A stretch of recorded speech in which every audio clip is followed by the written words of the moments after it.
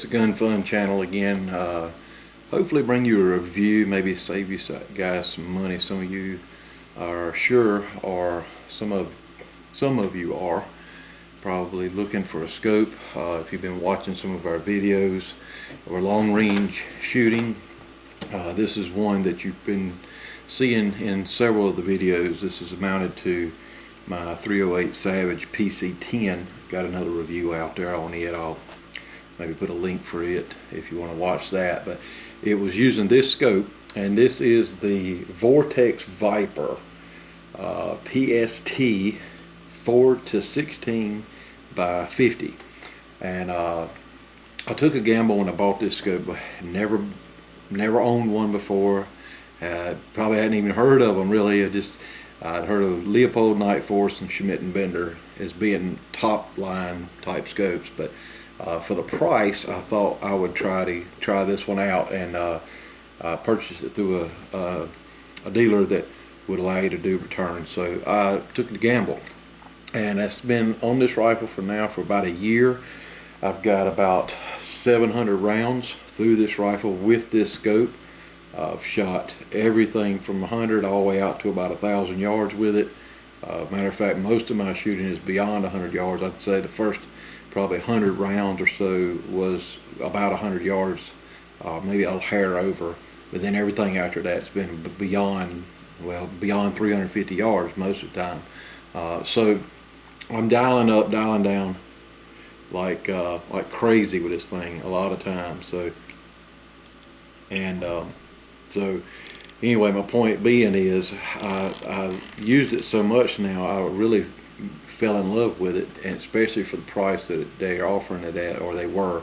So I thought I would do a review. Maybe somebody else is out there and don't want to spend $2,000–3,000 on a scope. This may be a good option for you. So let's go over some of the features and some of the things it offers versus some of the other scopes that are out there, and I'll just kind of go down the list here.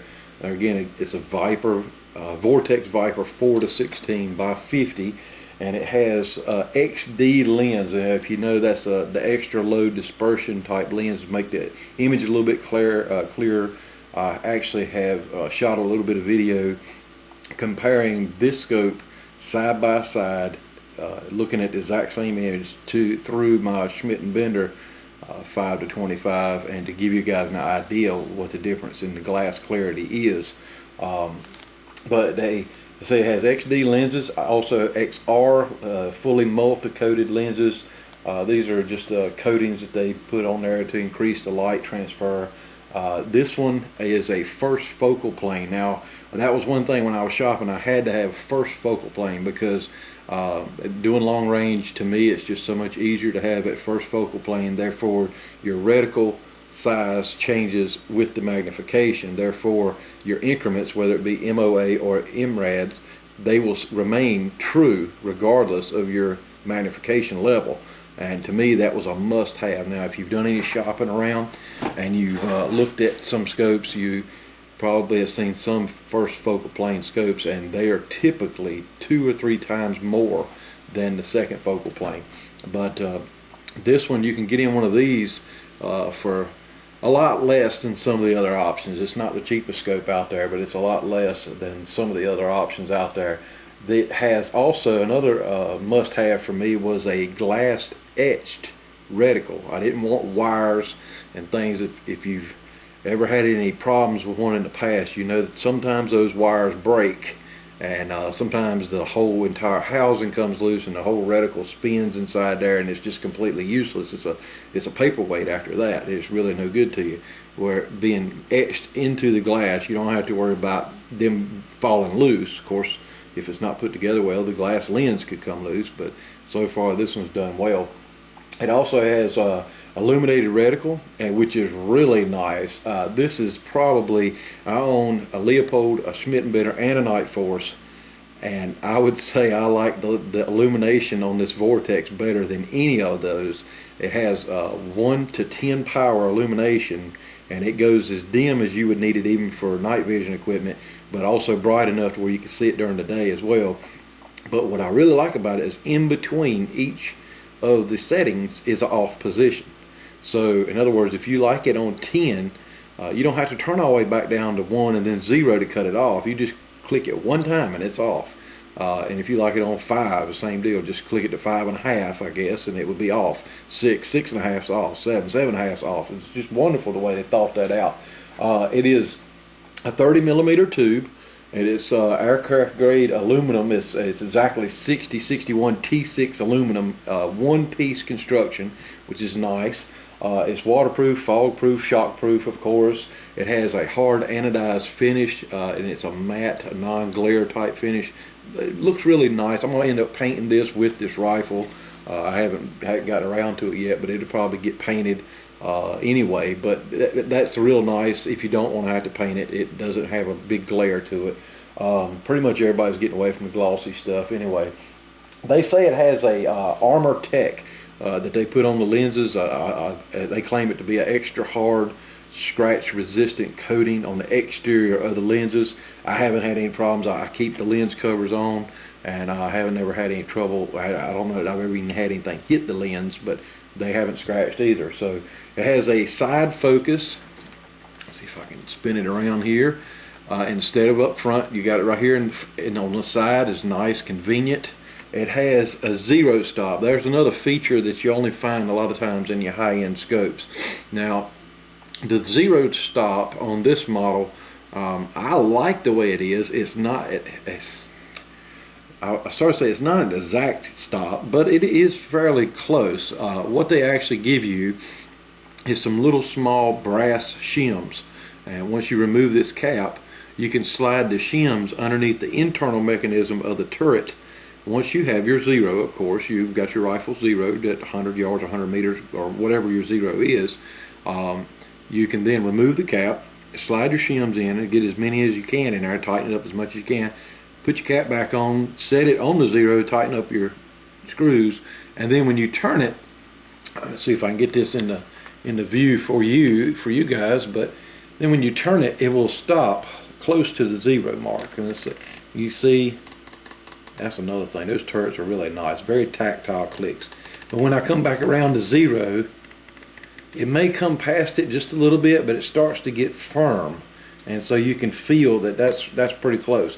Now, what this is good for is if you've dialed up 2 or 3 revolutions in your turrets, and you don't remember, you've shot for a while, and now you're saying, well, did I go up 1 revolution, 2 revolutions? How many did I go up? Well, you just start turning till it stops, and then you know that 0 that's closest to that is your true 100-meter or 100-yard 0, whichever you decide to do. And so it works good for that. The thing that really impressed me about this scope versus some of the cheaper models that are out there and available is the precision in the way it's put together internally.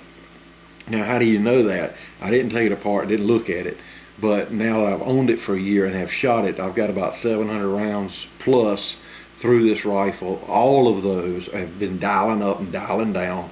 I've used it for hunting. I've got some videos out there where I've taken deer with this rifle at 280 yards, dialed up, didn't hold over. I'm not a fan of holding over, so I always dial up my elevation, and then dialing back down, and it always comes back to a true 0.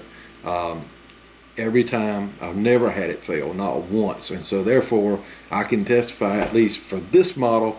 Yours may vary, but on this model here, it has been true to track, is what they call that, tracking the way it should. And if you're doing much precision type shooting and you're going to be dialing up, dialing down, that to me is the most important factor. It doesn't matter if I can see the target clearly or not. If my turret hasn't adjusted properly to where my impact's going to be on the target, what difference does it make if I can see it? And so everybody talks about glass clarity, which, yes, that is important. But to me, the internal build quality of these turret system is most important. And they have a precision force spring system. It says on their website, uses premium components in the erector spring system to ensure maximum repeatability and availability or ease of adjustment. And I believe that to be true. Also, precision glide erector, and this is referring to the components in the zoom dial, and of course you can't feel it on video, but when you do adjust the zoom, it feels weighted to the effect, not that it's laborious at all, but that it's just solid and good quality. It doesn't feel like some piece of junk that's going to fall off in your hand. It just feels nice and solid, real high-end feeling quality. Good knurling so that you can grip it well. The same is true with the turrets. Turrets have good knurling on them. The indicators, this one is the MRAD scope, MRAD turrets and reticle, and all the elevation adjustment markings are very clear and precise, and they're easy to find, easy to see. One click is a click on the actual indications of the turret, and that's nice. I've got some scopes that you'll hear it click, but then it's like on 3/4 instead of actual 1. Mag View fiber optic, and there you go. Now you can see what I'm talking about. What that's referring to is this little fiber optic right here, and then there is another one down here on the magnification level dial indicator to let you see exactly where you are even in low light conditions. And you sit down behind the scope and are looking at your target, and then at just a glance you can see from that fiber optic exactly where you are. There's no mistaking it, and that's really nice. It's just another nice little convenience feature, I guess you'd say. Now let me give you some specifications on this. Again, this one is the 4-16. It is a 50mm objective lens. It is they rate the eye relief at 4 inches. The eye relief to me has been generous. It's significant. It's not. It doesn't have a small box, if you understand what I'm talking about. Some scopes I've seen, and even some Night Force scopes, and I love Night Force scopes, not hitting those, but some of those you have to have your eye exactly in the right place or you can't see. Now that is good in a way, because you do need to line up straight behind the scope, but it's also aggravating because I like to be able to see what the world's out there, and then I'll worry about lining up my own self.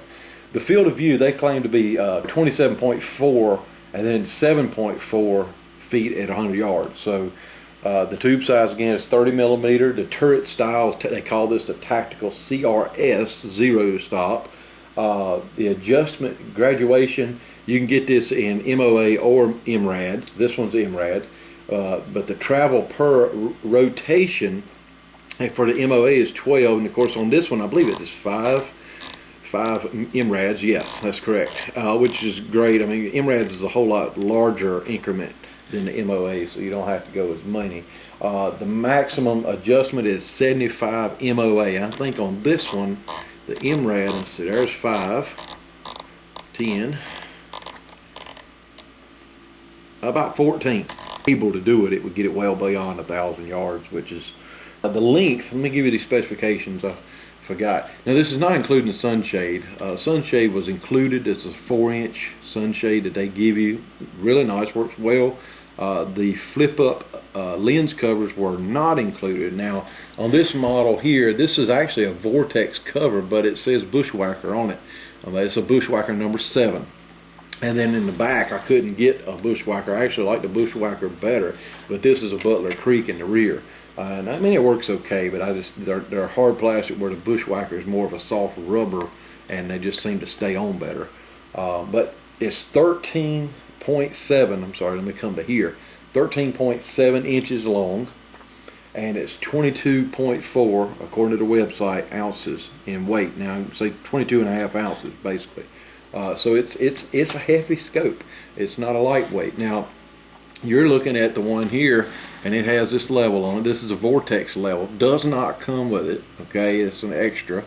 And the lens covers does not come with it, but everything else you get with it. And you also get the shims to set your zero stop, and they had provided plenty. I think I even had several left over that I never used.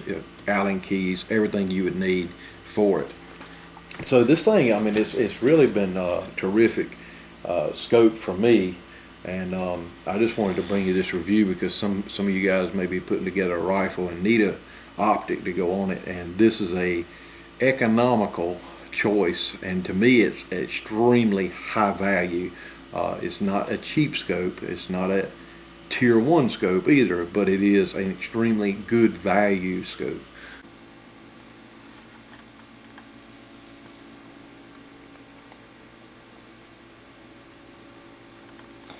This is a Viper PST 4x16 by 50. You're looking at a sign that's approximately 250 yards away. The scope is turned to 16 power. It is an overcast day. It's very cloudy, and you're also looking through a window.